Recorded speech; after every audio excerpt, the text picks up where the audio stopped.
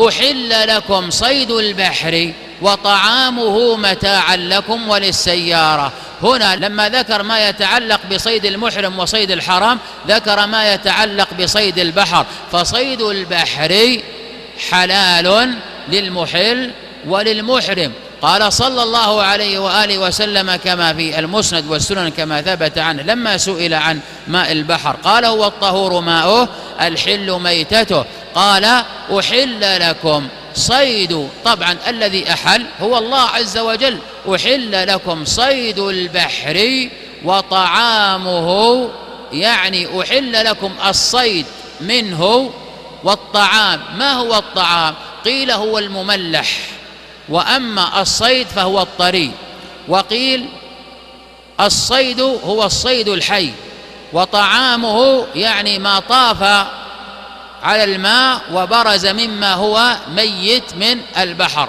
وقيل صيد البحر أي من أن قوله وطعامه أي تطعمون منه. لما؟ لأن صيد البحر قد يكون لأغراض غير الأكل غير الطعام. وعلى كل حال جميع الأقوال لا تعارض بينها وتدخل في الآية.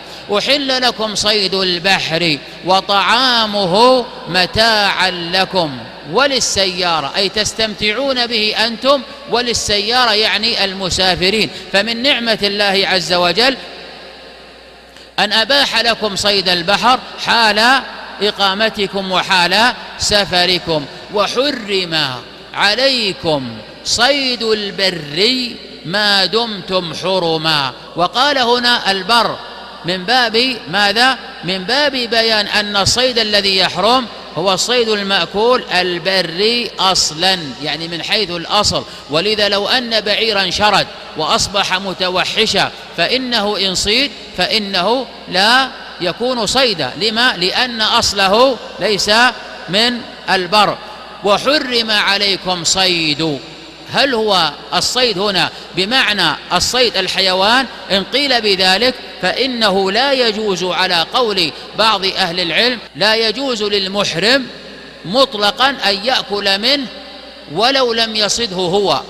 وإن قيل وحرم عليكم صيد يعني مصدر يعني الفعل، فإنه يجوز إذا صاده إنسان لا من أجل المحرم فإنه يكون حلالا له. وهذه المسألة على الرأي الراجح والصحيح من أن الصيد إذا صاده المحرم فهو حرام عليه وهو ميتة. لو صاده حلال وأراد أن يطعمه محرما فيجوز، بشرط أن هذا المحرم لم يكن سببا من أسباب صيده كأن يدله عليه أو أن يشير عليه، وبشرط ماذا؟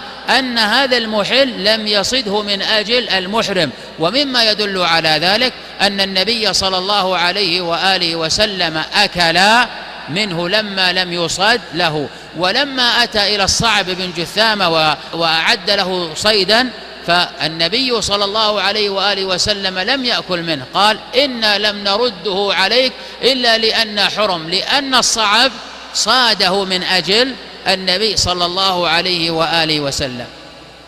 وحرم عليكم صيد البر ما دمتم حرما أي وقت إحرامكم، بعد الإحرام فلا جناح في ذلك. واتقوا الله، أمر بتقوى الله في جميع الأحوال الذي إليه تحشرون. سبحان الله، لماذا ذكر الحشر هنا؟